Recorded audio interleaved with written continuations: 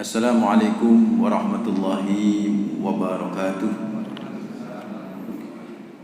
Alhamdulillah wassalatu wassalamu ala asyrafil anbiya'i wal mursalin nabiyina Muhammadin wa ala alihi wa sahbihi wa man tabi'ahum bi ihsanin ila yaumiddin. Amma ba'd, fa inna asdaqal hadis kitabullah wa khairal hadi hadi Muhammadin sallallahu alaihi wasallam wa syarrul umuri muhdatsatuha wa kullu bid'atin dhalalah wa kullu dhalalatin finnar. Allahumma anfa'na bima 'allamtana wa 'allimna alladhi yanfa'una wa zidna ilma. Allahumma inni a'udzu bika an adilla wa udalla wa azilla wa zalla wa adlima wa udlama aw ajhala yujala alayya. Wa sallallahu ala nabi Muhammad walhamdulillahi rabbil alamin.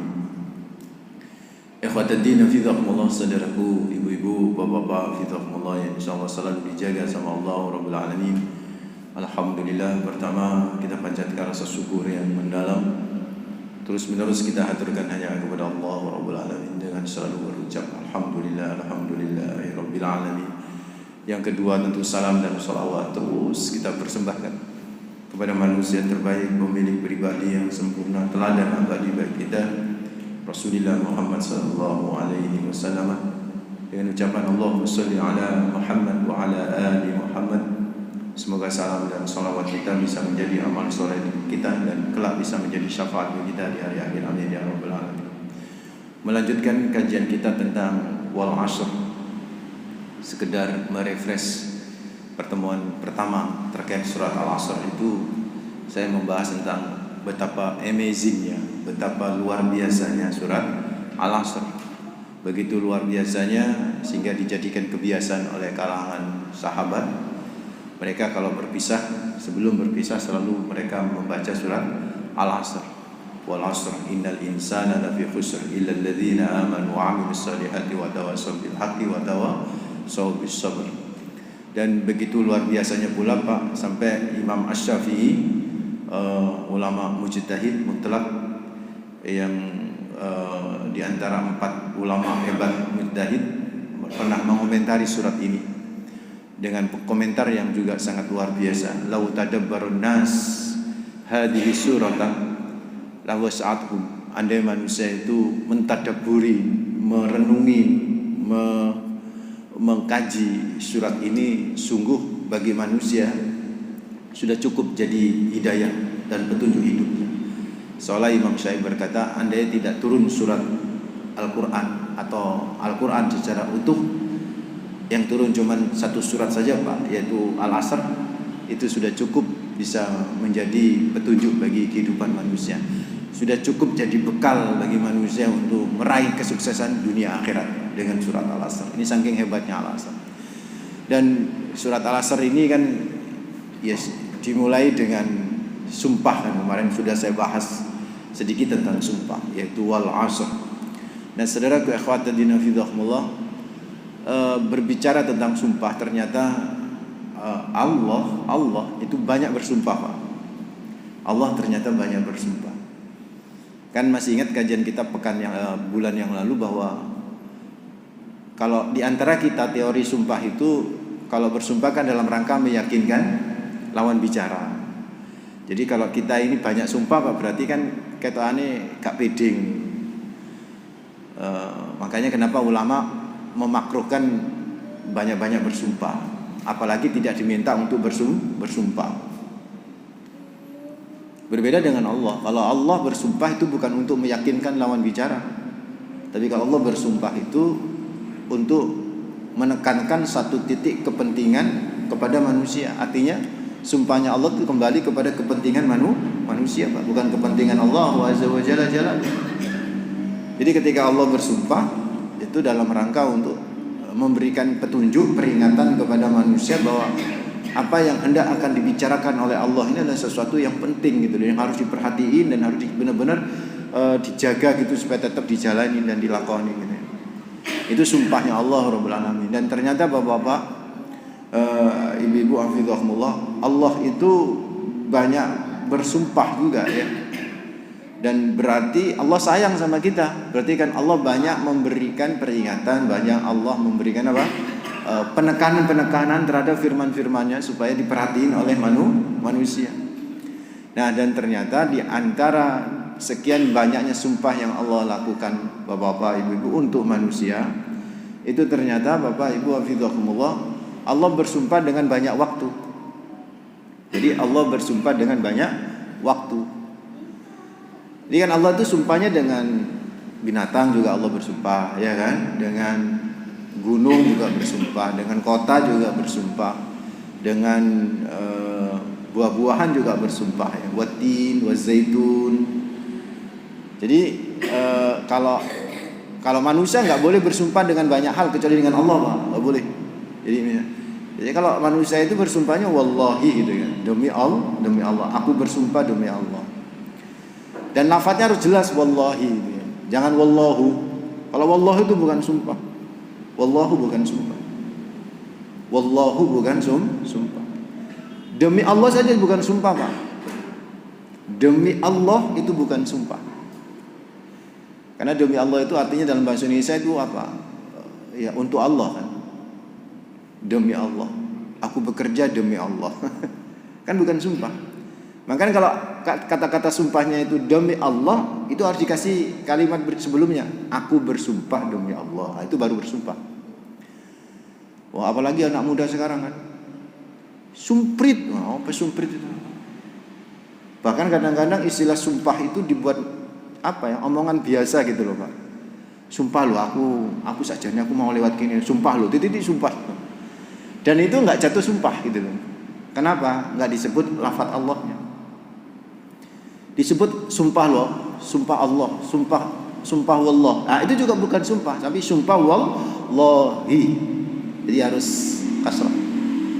Nggak sembarangan. Karena makanya kan yang namanya orang kalau bersumpah itu kan harus jelas lafaznya. Saya bersumpah demi Allah. Kalau sudah kayak begitu nggak perlu kata wallahi juga nggak ada apa-apa. Tapi kalau misalnya wallahi itu sudah nggak perlu pakai saya bersumpah juga nggak apa-apa, Pak. Karena wallahi sudah bersumpah. Nah, itu untuk manusia.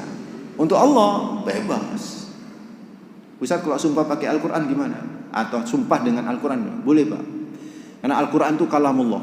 Al-Quran itu sifat Allah. Jadi bersumpah dengan Allah sekaligus dengan sifat-sifat Allah itu boleh. Dengan nama-nama Allah yang lain itu boleh. Misalnya War-Rahman, War-Rahmani, War-Rahimi, Wal-Jabbari, itu boleh. Enggak ada masalah. Wal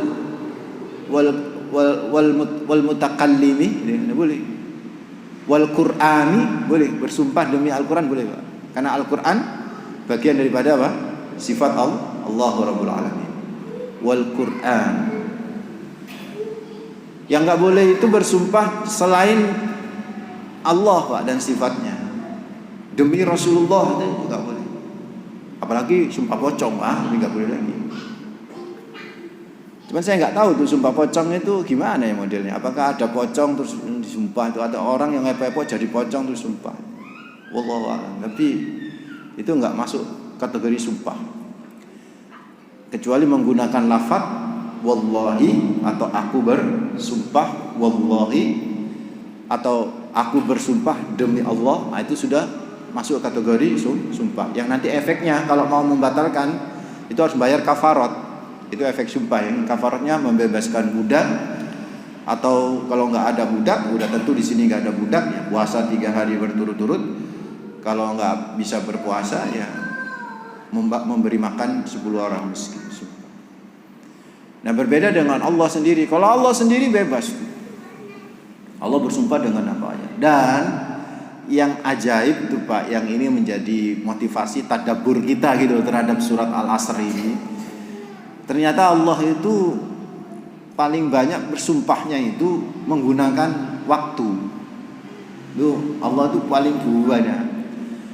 Bahkan ada benda-benda yang digunakan oleh Allah untuk sumpah pun itu ada terkait dengan waktu, Pak. Artinya kalau nggak ada benda itu waktu nggak berjalan.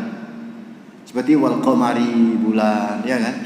Wasyamsi, matahari, wan najmi idza hawa, bintang. Fala uqsimu bimawaqi'in nujum. Itu rasi-rasi bintang yang beredar itu Pak, yang membentuk gambar dan sebagainya. Dan itu semua kan berkaitan dengan timing. Itu kan semua berkaitan dengan apa, waktu. Bahkan lebih spesifik lagi, Allah bersumpah dengan periodeisasi waktu Pak. Semuanya dipakai sumpah sama Allah. Dari mulai sebelum subuh sampai subuh, duha, zuhur, asar, wasafaki itu juga bisa waktu menjelang maghrib itu Pak. Atau safak itu kan pendaran cahaya kuning itu ya. Itu bisa di waktu sore menjelang maghrib, itu kan nggak boleh kita sholat itu. Kalau sudah safak itu kan nggak boleh sholat.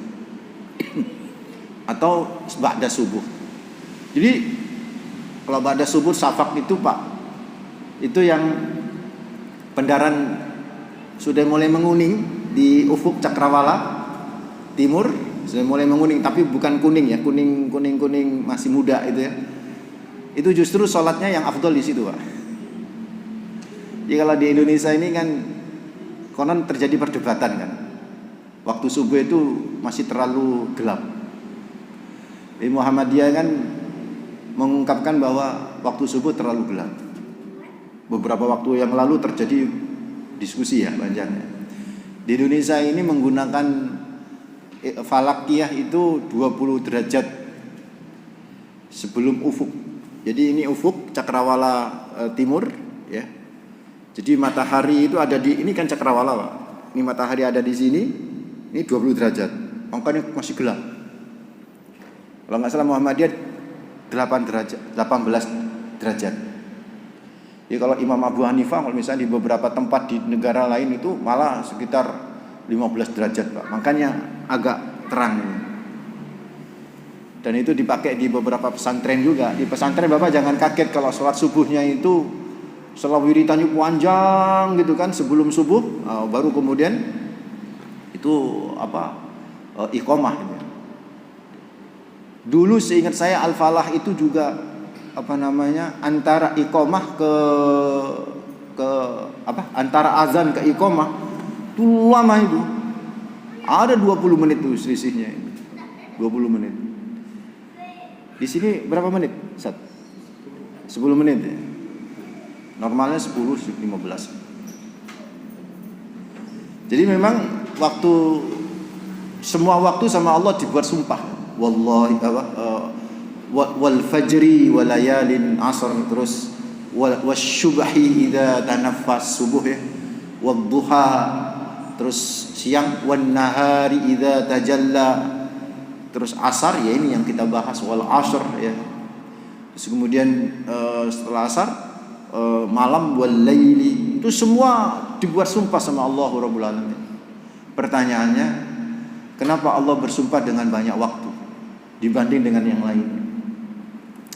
Ada beberapa jawaban dari para ulama. Yang pertama Pak, seolah Allah mengingatkan kita hidup ini selalu bertemu dengan waktu.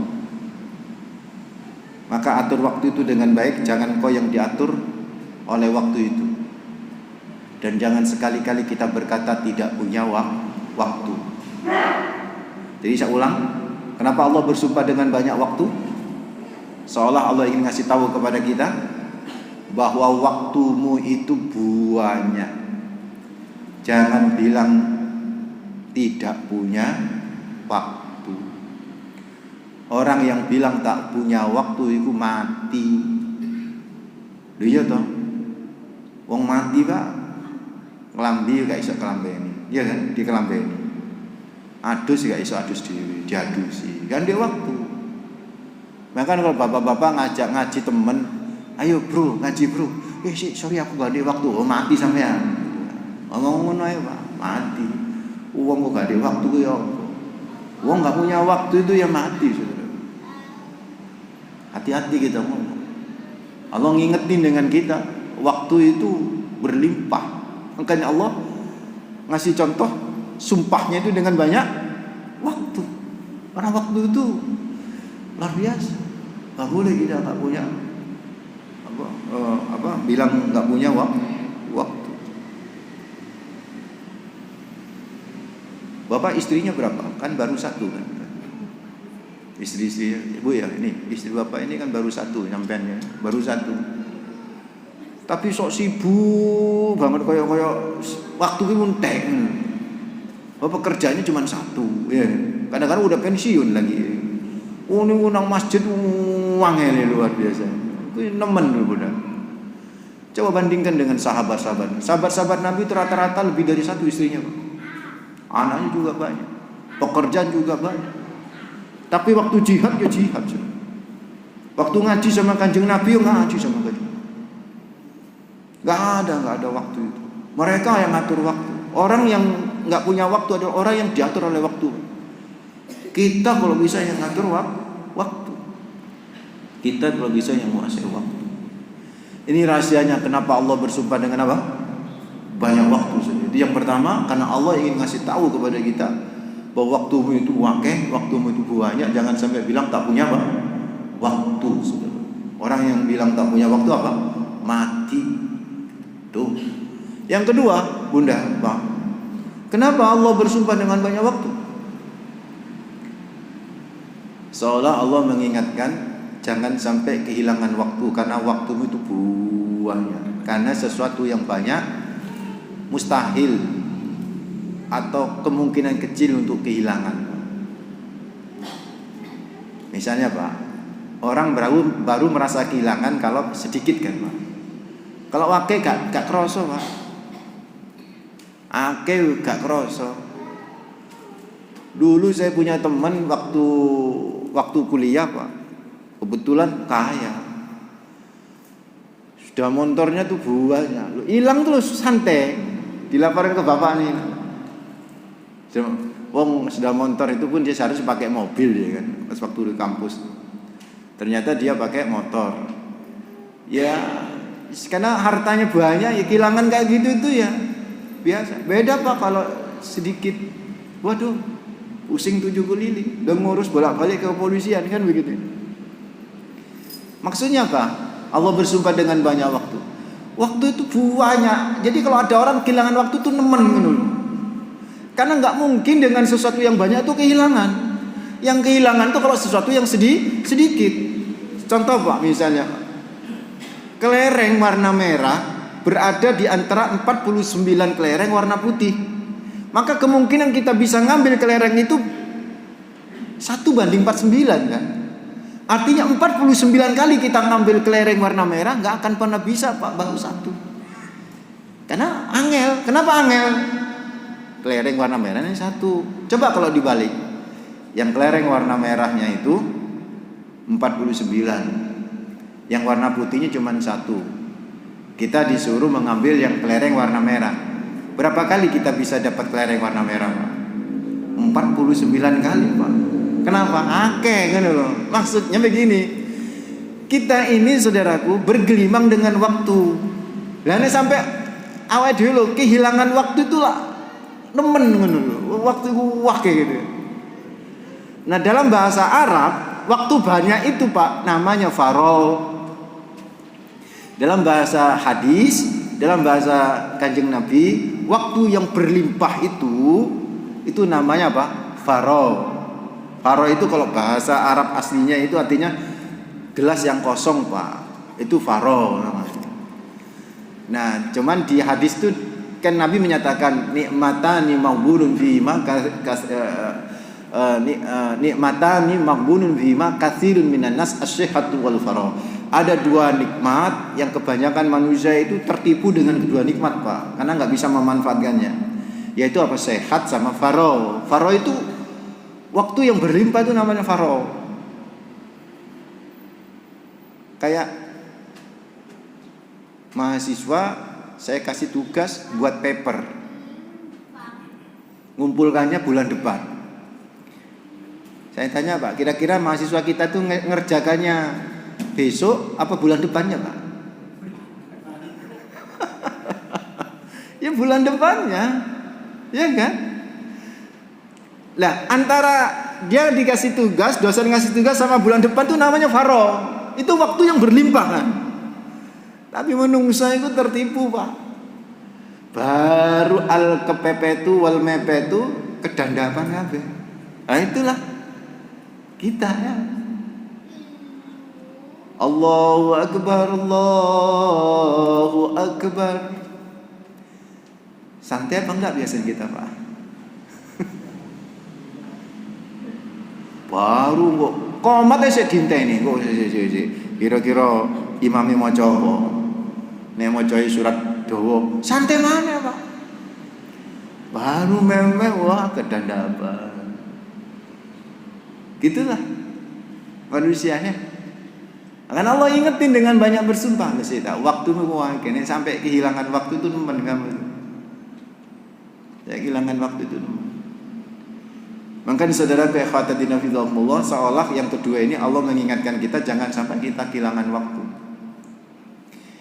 Sekali kita hilang waktu, Pak, nggak akan pernah bisa diputar lagi itu waktu. Makanya Imam Ali radhiyallahu anhu itu pernah berkata, dan ini bagus, Pak, jadi quotes kita pagi hari ini. Apa kata Imam Ali? Rizki yang tidak diperoleh hari ini masih dapat diharapkan lebih dari itu diperoleh esok hari. Tetapi waktu yang berlalu hari ini tidak mungkin dapat diharapkan kembali esok. Kalau hari ini kita gagal mendapatkan rezeki, Pak, masih ada hari esok. Tapi kalau hari ini waktu yang baik berlalu, susah untuk kembali esok hari. Maka Imam Al-Ghazali itu kan sampai berkata kepada murid-muridnya, apa yang paling jauh dari diri kita? Kan murid-muridnya jawabnya macam-macam. Ada yang menyatakan bulan, ada yang menyatakan matahari, ada yang menyatakan bintang gemintang. Kata Imam Al-Ghazali, semuanya jauh nak. Tapi sejauh-jauhnya apa yang kalian sebut, itu manusia bisa ke sana dan bisa kembali. Bisa ke sana dan bisa kembali. Ke bulan bisa ke sana dan bisa kembali. Bintang yang paling jauh bisa ke sana dan bisa kembali gitu. Tapi ada satu tempat yang begitu jauhnya, sekali ke sana kamu gak akan pernah bisa kembali. Apa itu, Guru? Dijawablah sama Imam Al-Ghazali. Masa lalu. Bisa kembali ke masa lalu, Pak? Enggak bisa. Siapa yang bisa kembali ke masa lalu kita? Enggak bisa. Makanya waktu luang yang begitu banyak, saudaraku ikhwatadina fillah, ayo, mumpung diberi sama Allah, jangan sampai kita ketipu, kita manfaatin sedemikian rupa. Jangan sampai saudaraku ikhwatadina fillah, kita kehilangan waktu, padahal waktu itu banyak. Itu kan nemen banget. Sesuatu yang banyak malah kita kehilangan gitu. Ini saudaraku ikhwatadina fillah tentang wal asri. Kita lanjutin, Pak. Innal insana lafi khusri. Sesungguhnya manusia itu benar-benar dalam kerugian. Maksudnya apa? Manusia itu dalam kerugian. Kecuali illal ladzina amanu wa amilus solihati wa tawasaw bil haqqi wa tawasaw bis sabr. Begitu ya. Manusia dalam kerugian, Pak. Itu maksudnya manusia yang tidak bisa memanfaatkan waktu. Itu pasti manusia rugi. Punya waktu, saya waktu banyak, Pak Ustaz. Saya waktu banyak.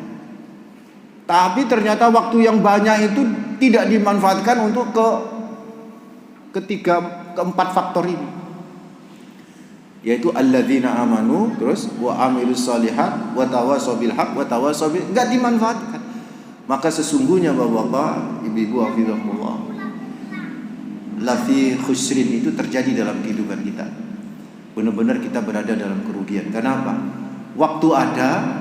Jadi manusia rugi itu ada dua macam.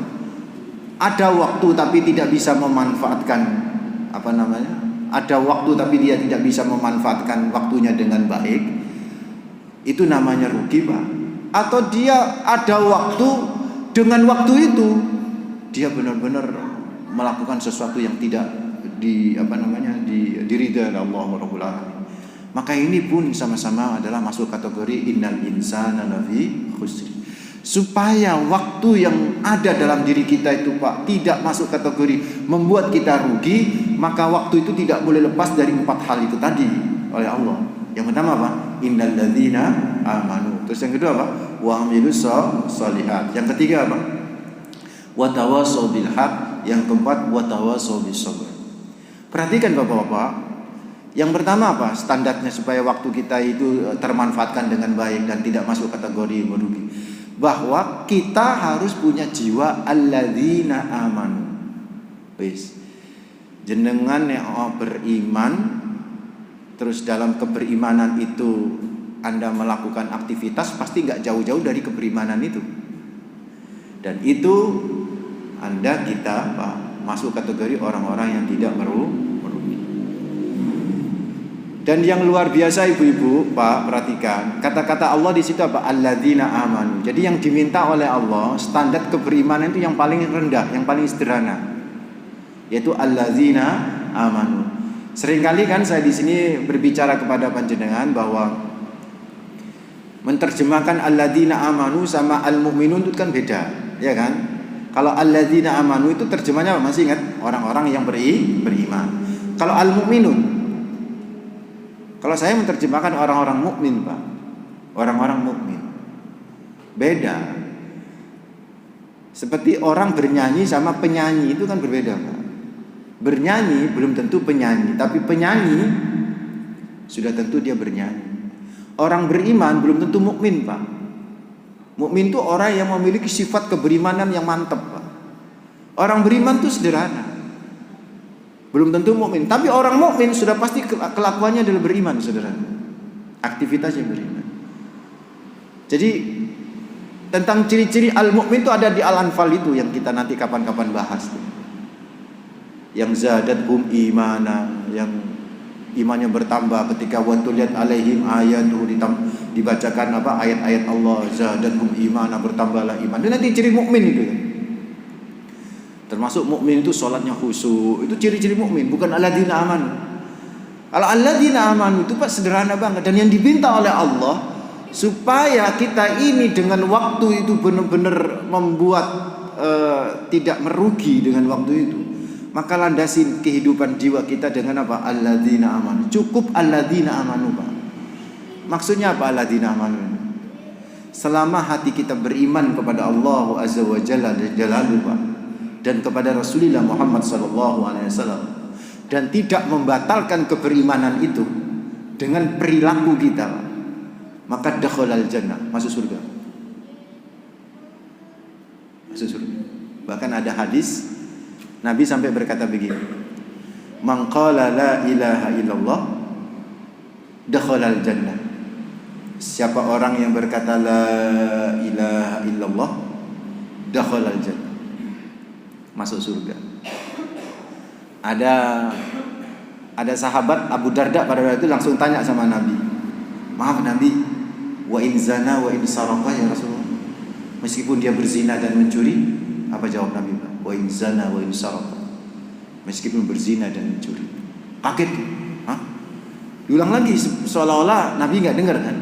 Dipertegas lagi, wa in zana wa in sarqa ya Rasulullah, wa in zana wa in sarqa. Nabi bilang wa in zana wa in sarqa. Bahkan di kalimat ketiga Nabi menambahi wa in zana wa in sarqa wa syaribal khamra, meskipun berzina, mencuri dan minuman khamr, itu masuk surga. Jadi istilahnya itu Pak, semua umat Islam yang masih yang di hadis sahih Muslim juga disebutkan, man kana fi qalbihi darrati minal iman, yang di dalam hatinya masih ada sebiji atom keberimanan. Itu kan alladzina amanu kan, sebiji atom keberimanan. Itu dakhalal jannah, masuk surga. Ingat loh ya, masuk surga. Saya enggak bilang langsung. Nabi enggak bilang langsung, cuman masuk. Siapa orang yang beriman, siapa orang yang teguh dengan kalimat tauhid la ilaha illallah, asal enggak syirik loh Pak ya. Kalau syirik kan berarti membatalkan, maka dia masuk surga. Kalau dia berzina dan mencuri, ya mampir sih, Pak. Mampir ke neraka, mencuci zinanya, mencuci minumannya, minuman khamrnya maksud saya. Ini cuci dulu sehari 2 hari, baru kemudian masuk surga. Makanya orang Islam, Pak, Ibu, orang Islam itu selama dia masih tauhid, Pak, ya, itu masuk surga. Jadi kalau ada orang Islam masuk neraka, itu mampir saja. Dia mampir untuk bersih. Kalau sudah masuk surga, dia nggak akan pernah keluar lagi, Pak, ke neraka. Tapi kalau orang Islam masuk neraka, dia akan nanti dikeluarkan masuk surga. Riwayat hadisnya banyak hal yang berbicara seperti itu. Diintas sama Allah. Kenapa? Karena mangkana fi qalbihi misqala dzarrati minal iman. Karena di dalam hatinya masuk kategori mangkana fi qalbihi misqala dzarrati minal iman. Maka dalam hadis yang lain itu Nabi menyatakan mangqala fi akhiri kalimatihi la ilaha illallah dakhala jannah. Siapa orang pas waktu sakratul maut di kalimat terakhirnya la ilaha illallah dakhala jannah, itu masuk surga.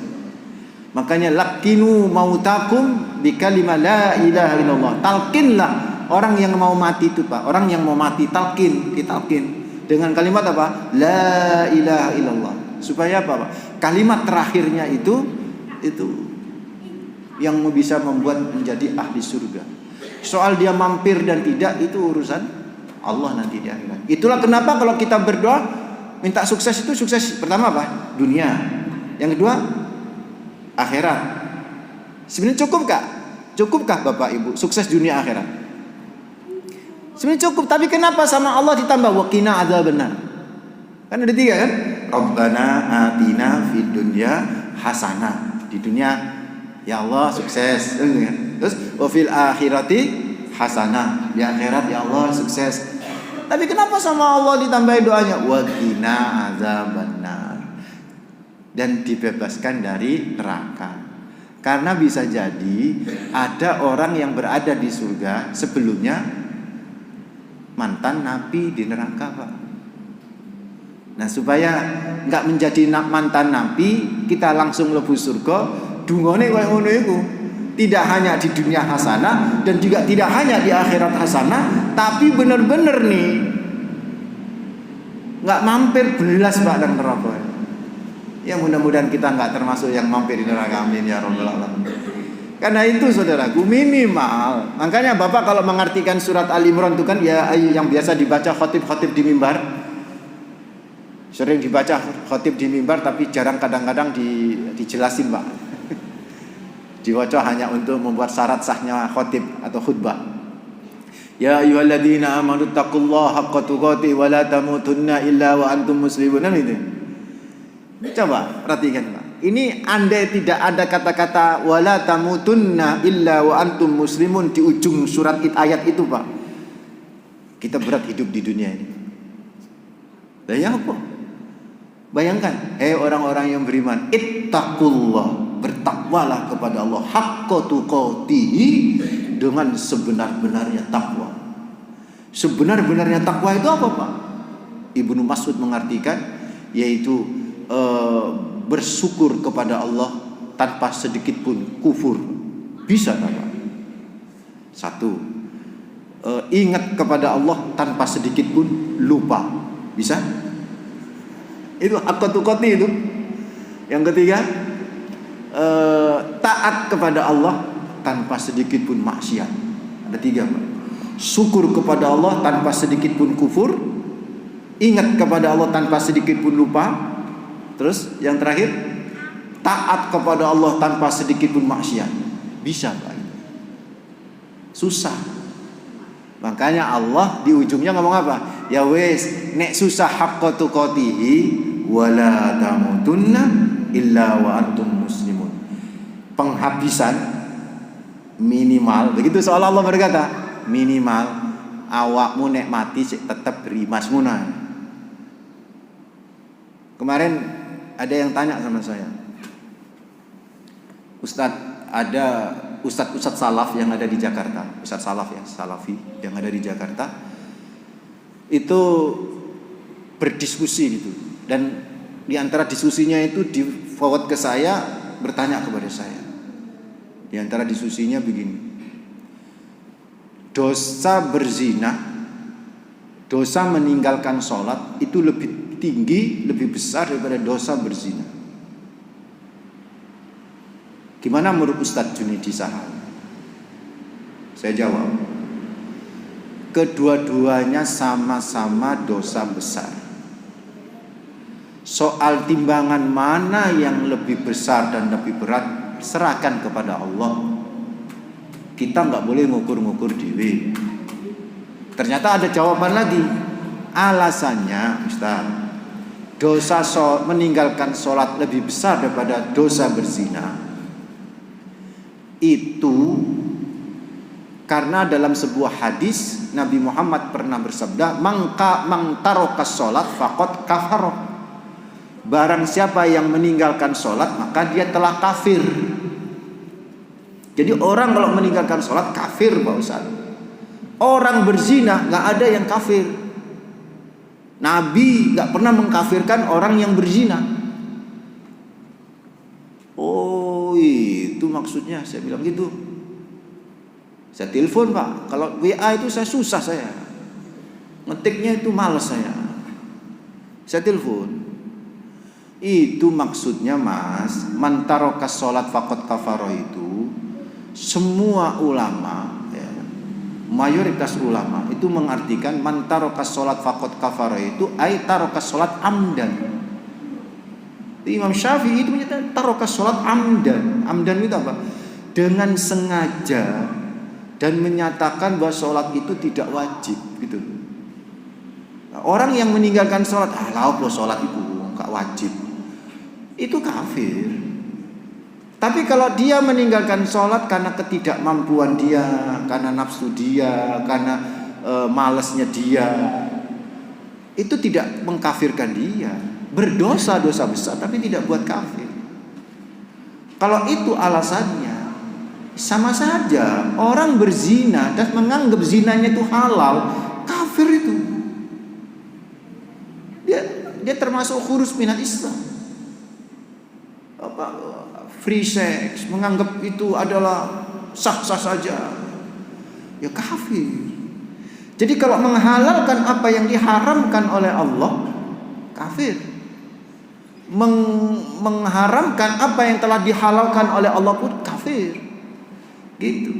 Tapi kalau nggak sholatnya itu karena ketiduran, kalau itu maklum ya, atau karena malas, karena kesibukan, karena nonton ini, nonton bola sampai nggak sholat, nggak buat dia kafir. Coba tanyanya, apa nggak sholat? Iya, aku dosa ini, soalnya aku nonton bola. Tapi kan dia merasa berdosa. Jadi dia kena dosa besarnya, Pak, tapi nggak sampai membuat dia kafir, gitu loh. Itu saudaraku ikhwatuddin fillah. Makanya tadi saya katakan yang diminta oleh Allah itu alladzina amanu, untuk menjadi orang yang sukses, tidak merugi, tidak masuk kategori innal insana lafi khusrin. Itu saudara, alladzina amanu, bukan mukmin, Pak. Kalau mukmin itu kedukur uangnya lah itu. Kalau mukmin itu sholat malamnya bagus, lempeng. Lah iki alladzina amanu sing penting sing wajib-wajib dilakoni, Pak. Itu alladzina amanu. Sing wajib-wajib dilakoni ya toh, sing haram-haram dijauhi itu. Lah itu sudah alladzina amanu, dan itu yang membuat tidak masuk kategori innal insana lafi khusri. Itu saudaraku ikhwatuddin. Ini yang pertama, Pak. Yang kedua, supaya kita nggak masuk kategori merugi, Pak, dalam masalah waktu. Ayo kita harus di samping gimana caranya mewujudkan alladzina amanu. Ya, berikutnya wa amilus sholihat, yaitu lempengin amal soleh. Kemarin saya di Al-Falah ngaji ini juga, Pak, ngaji bab ini di Masjid Al-Falah. Ada yang bertanya begini, Ustaz, gimana ya Ustaz ya? Saya ini punya banyak waktu sih sebenarnya, tapi nih tak hitung-hitung aku gak ada waktu. Kenapa? Mulai jam 7 saya sudah keluar rumah bekerja, pulang itu jam 7 sih nggawa pekerjaan di kantor karena belum beres. Saya kerjakan sampai jam 10 malam, Pak Ustaz. Ya aku tangi bengi, tapi ya sholatnya cuma 2 rakaat, Balas witir, terus itu saya tidur lagi ya subuh sholat.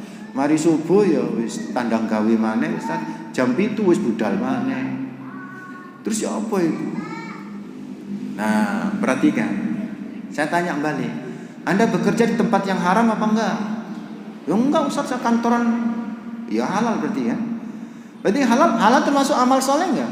Amal soleh. Berarti apa? Berarti dia enggak masuk kategori merugi, Pak. Cuman standar tadi alladzina amanu, sing wajib-wajib dia lakoni. Sing haram-haram dia tinggal. Bukankah bekerja itu bagian daripada amal soleh kan? Selama pekerjaannya tidak melanggar syariat. Berbeda dengan yang konsultasi sama saya suatu saat pas waktu di bulan Ramadan, Pak, saya ceramah di daerah Yogyakarta.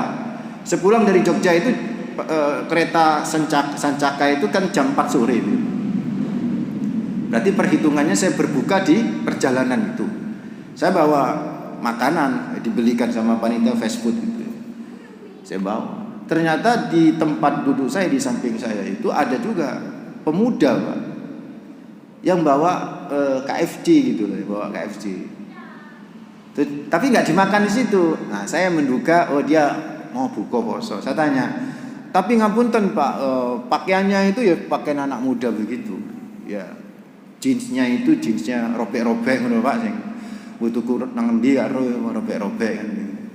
Dan itu saya tanya, puasa Mas? Oh iya Pak, saya puasa. Nah, terjadilah kemudian dialog gitu, bla bla bla. Sampai dia tahu saya aktivis dai dakwah, sehingga dia langsung menganggap saya ustadz gitu. Oh Pak Ustadz ya. Ini Pak Ustadz saya tanya. Nah, dia baru jujur dia kerja di mana? Ternyata dia kerja di Surabaya sini Pak.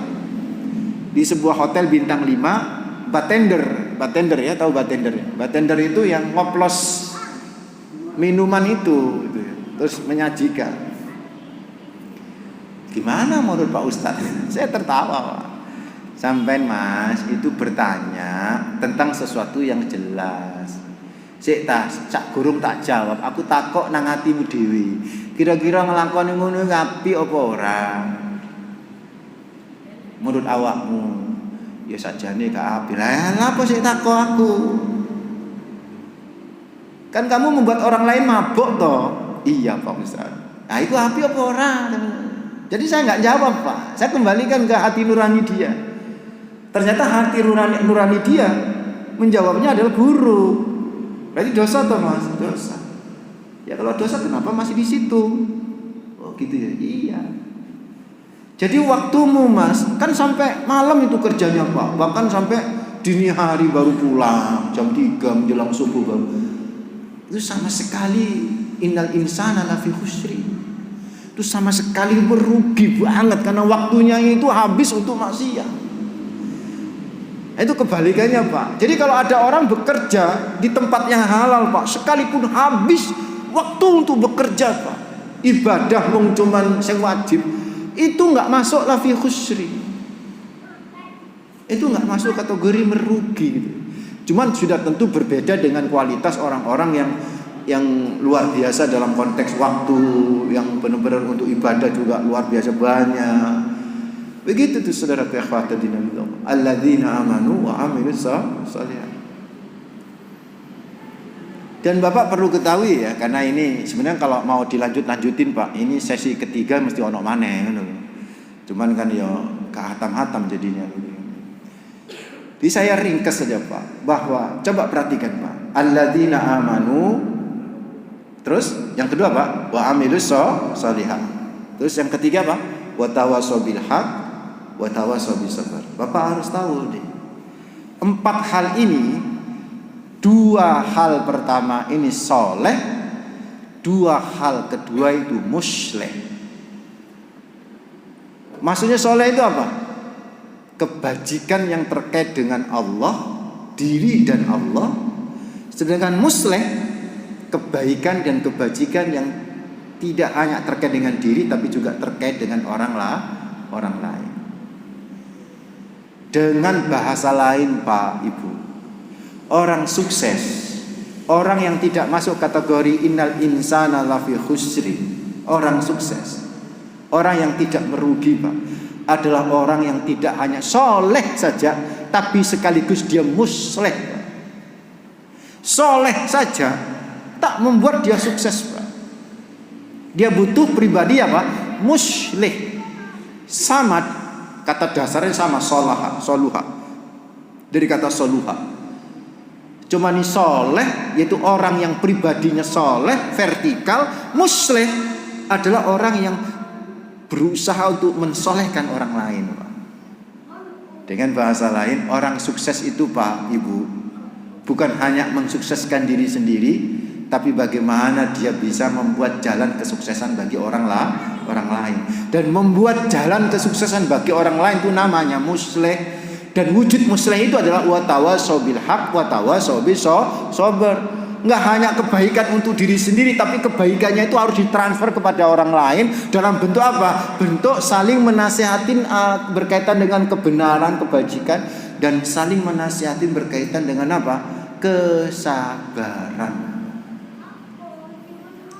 Ini penting, saudaraku ikhwat. Makanya ada orang yang ahli ibadah, tok wiritan, tok Pak. Tapi tonggone kelaparan yo, meneng bidek yo gak bergerak. Itu soleh itu. Tapi nggak musleh, dan itu nggak masuk kategori itu nggak masuk kategori sukses, bahkan bisa masuk kategori innal insana lafi khusri. Itu, Pak. Mudah-mudahan bisa dipahami. Jadi, saudara ikhwatadina fillah, kembali ringkasan dari surat Al-Asr-nya apa? Allah sampai bersumpah kepada kita semua, Pak, dalam rangka untuk mengingatkan kita tentang waktu. Jangan sampai kita ini tergilas oleh waktu. Jangan sampai kita ini kehabisan waktu tapi tidak berbuat apa-apa. Kalau bisa, mumpung kita masih punya banyak waktu, manfaatkan dengan baik, berlandaskan alladzina amanu wa amilus solihat wa tawasau bil haq wa tawasau bis sabr. Manfaatkan waktu dengan landas soleh dan musleh. Bagaimana bisa mensolehkan diri sendiri dan keluarga, dan jangan lupa bagaimana bisa membuat jalan kesolehan untuk orang lain. Itu, Pak. Makanya jangan egois, jangan anania gitu kan ya.